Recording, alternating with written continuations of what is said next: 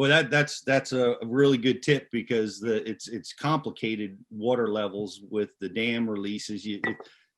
Best way is look at the bank, isn't it? Yeah, that's it. That's it.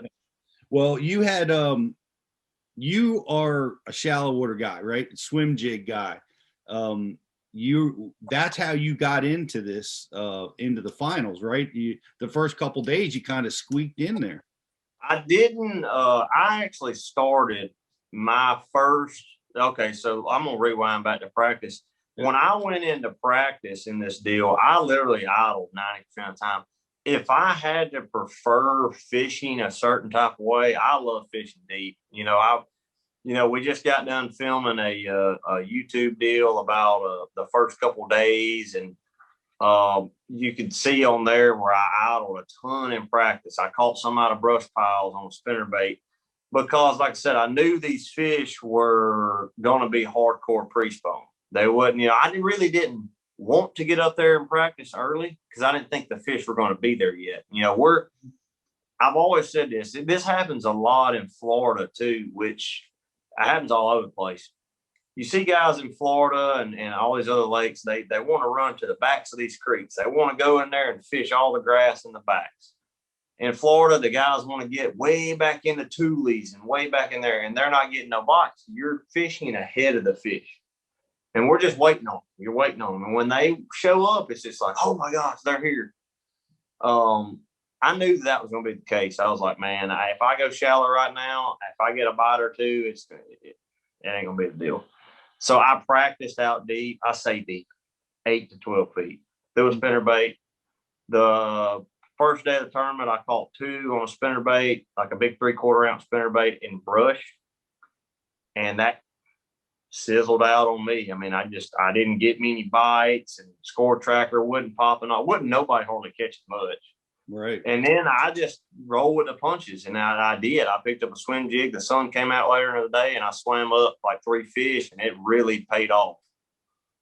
Yeah, that got you close, because nobody was catching very much. But no. But it had to. How big of a factor was it that Thrift was crushing them, right? Because everybody knows how he does it down there. That had to be like, all right, let me rethink this offshore brush thing. Thrift.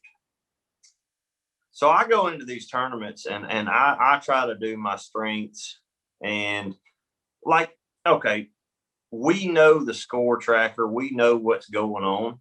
Mm-hmm. I have no clue what Brian Thrift's doing. No one has any clue. I haven't seen anybody all day. Literally have not seen any tournament folks all day. So sometimes that's good, sometimes that's bad. Right. But I mean, we're talking about just from the past. Like, let's just say if Shaw Grigsby's catching them, more than likely he's catching them flipping.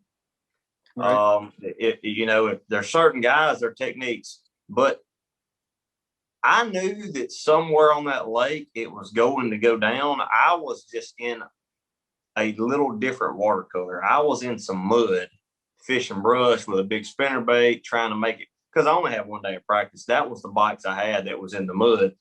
And apparently I didn't know this, but there was a lot of guys down the way. And, I don't even know if Brian was catching them on brush or not. I heard after the tournament he had like one little spot. He was catching them on a hard place. But that's definitely going through your mind. Yeah, I could imagine, because he was unloading on them, like, had so much weight that he was done by, the second period most times. And, yeah. That had to be a factor. Well, why do you think, this was a question I had, why do you think his pattern fizzled? Because looking back at it, watching it myself, like, he seemed to be doing the same thing that you were doing to really crush them on the last day, but it didn't work. The guys, so I will tell you this, that tournament progressed every day. And the key thing to that was warming water and clearing water. I'm not really concerned about the warming water, but the water was clearing, okay? And the information Bass University provides isn't your basic run-of-the-mill fishing video. This is specific information from A to Z to help you learn, get to the water, and become a better angler quickly.